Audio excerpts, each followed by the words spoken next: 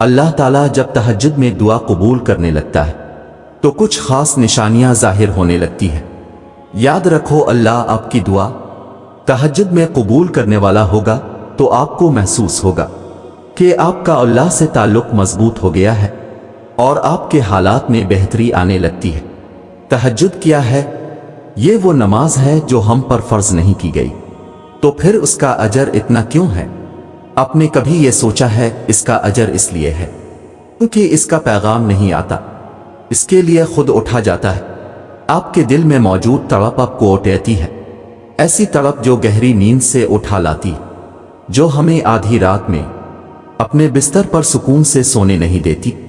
और इस तड़प के साथ जब बंदा अपने रब के हुजूर अपनी पेशानी जमीन पर रखता है तो इसका वो सजदा उसे फर्श से अर्श पर ले जाता है। इस खुदाए बुजुर्ग व बरतर की रहमत अपने बंदे को अपने साए में ले लेती है। बंदा अपने रब के सबसे करीब होता है। उस वक्त बंदे का बहाया हुआ हर आंसू आंख से बहता है और सुकून दिल में उतार दिया जाता है। हर तकलीफ हुआ में खोसी जाती है। उस वक्त रब इतना करीब महसूस होता है कि लगता है बस वो हमें ही सुन रहा है। वो हमारे अंदर एक ऐसा यकीन पैदा कर देता है कि इसने हमारी मांगी हर दुआ को कबूल कर लिया है और हमारी हर ख्वाहिश को सही वक्त पर पूरा कर देगा। तहज्जुद का वक्त खुदा की मोहब्बत का उरूज होता है। तहज्जुद बहुत खास होती है, बहुत खास। तहज्जुद अल्लाह की तरफ से हमारे लिए एक ऐसा बंद दरवाज़ा है जो सिर्फ तहज्जुद की इबादत से ही खिलता है। ये दरवाज़ा सिर्फ इन लोगों के नसीब में होता है जो वाकई अल्लाह के करीब होते हैं, और सबसे बढ़कर अल्लाह खुद उन्हें तहज्जुद की तरफ लाता है। रहता तो वो खुदा हर तरफ है, पर तहज्जुद में, खास या काली चादर के पीछे रात की अंधेरी में, सिर्फ वही लोग अल्लाह को देख पाते हैं जिसने अल्लाह से बेपनाह मोहब्बत की हो।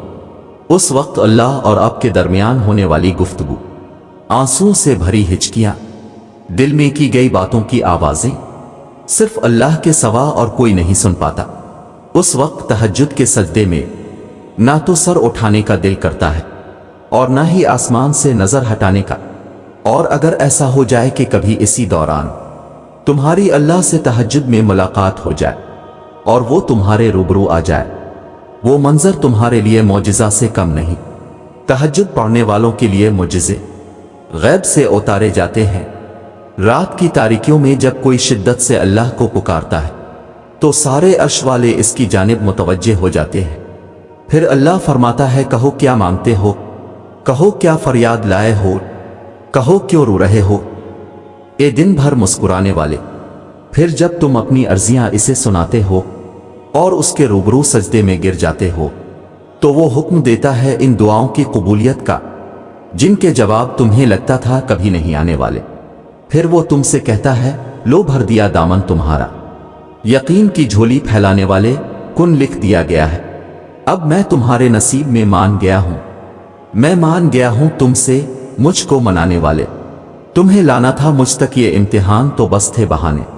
तहज्जुद में कुछ तो खास है, तभी मेरे अल्लाह ने इसको इतनी फजीलत वाली इबादत कहा है।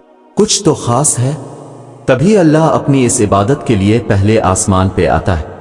कुछ तो खास है, तभी अल्लाह किसी किसी को चुनता है, जिसको चुन लेता है फिर इसके लिए मुजिज़े करता है।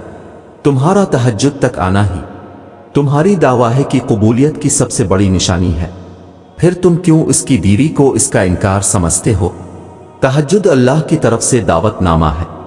जब अल्लाह को किसी से मुलाकात करनी हो और बात करनी हो तो वो इसे तहज्जुद की लगन लगा देता है। जब ये सारा जहां खामोश होता है, फिर रात की तारीकी के इस आलम में खुदा अपने बंदे से हम कलाम होता है और तब यूं महसूस होता है जैसे शारक की हदों को तोड़े हुए वो रब हम में समा गया है और मोहब्बत की कैफियत दौड़ने लगती है।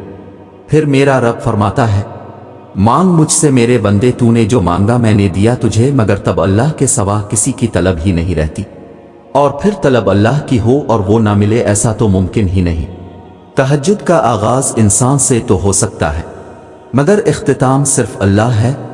दिल में ओटेती हुई मुसलसल तकलीफ जब रात भर जगाए रखती है तो रूह की बेचैनी अल्लाह के रूबरू लाकर खड़ा कर देती है।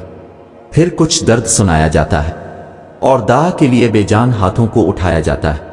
جب سارا غبار باہر نکل آتا ہے تو سکون کی عجیب سی کیفیت طاری ہو جاتی ہے، جیسے سارے داکے کسی نے اپنے اندر جذب کر کے روح کو آزاد کر دیا ہو۔ اللہ سے کی گئی وہ ایک ملاقات، وہ ایک گفتگو ساری الجھنیں سلجھا دیتی ہے۔ پھر مجازی ڈاکے نہیں بلکہ حقیقی محبت سونے نہیں دیتی، پھر رات کی نیند اچھی نہیں لگتی، پھر بس اللہ سے ملنے کی طلب رہتی ہے، پھر دنیا کی خواہشیں ختم ہو جاتی ہیں اور عرش والے کی لت لگ جاتی ہے۔